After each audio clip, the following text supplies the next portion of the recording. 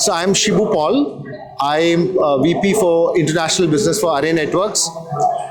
I've been visiting Gisec and Gitex for a long period of time, and I see that it has been a great platform for Array and personally to meet up with a lot of partners and customers and get their feel.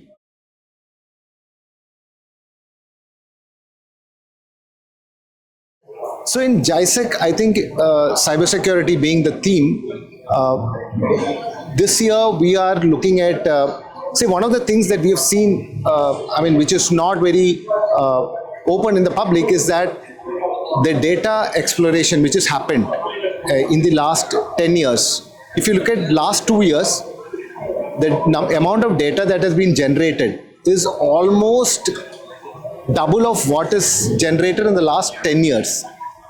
Which means that's a huge data which has been created. Now, what is the security for that? So that is one element that we are going to address, where we are talking about the next generation of DLP, where we are talking about automatic data classification on the run, and things like that.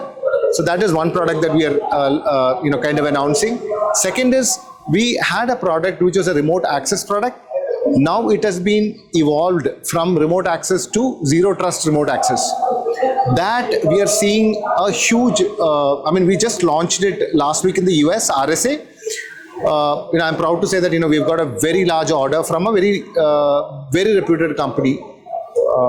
So I think that is the second product that we are talking about. The most critical features that we are talking about here is SPA, single packet authentication.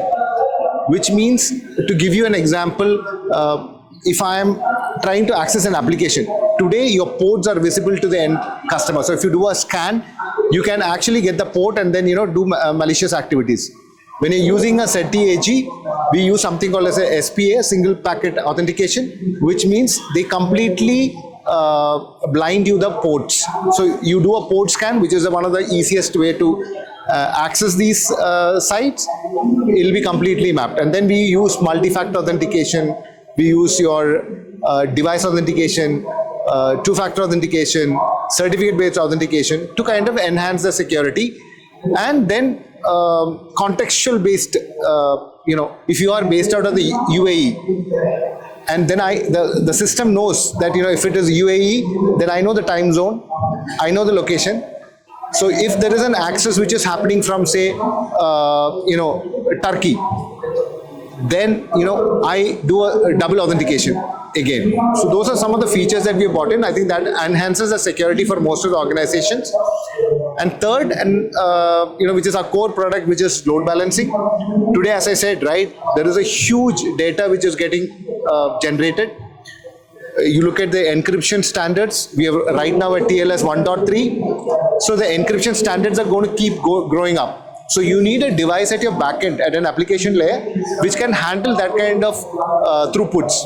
So we have launched a device which is a high-end device where we support close to 220 TPS of SSL transaction.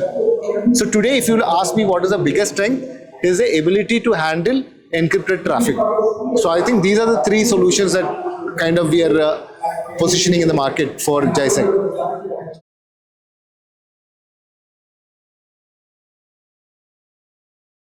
So from a competition perspective, I think one, we are not everything, but wherever we are doing, we are investing a lot of money. We've been in the market like for 20 years now.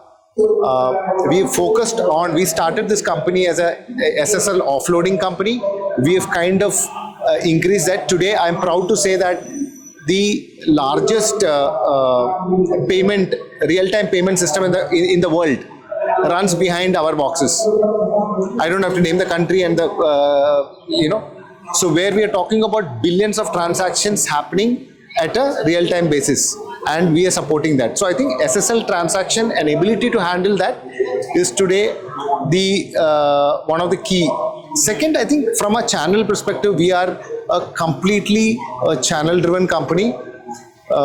we have, though we are small, we worked with the channel. We ensure that we're not a volume product, we are a value product. So we ensure that our partners have enough margins, they sustain, they're able to support the customer.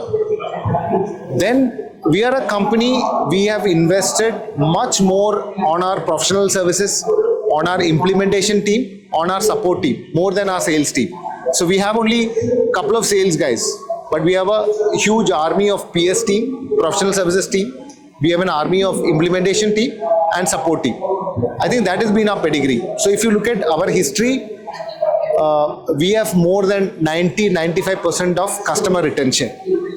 Whether it is customer, whether it is people. I mean, we've been all, even you look at the team composition, we as a team has been working together for the last 15 years, even if you look at a market like Middle East. So I think that is our strength in the market, where you see retentions, OEMs are not bothered about customer retentions, they're bothered about new customers. OEMs are not bothered about the employee retention. They're not much bothered about the channel retention.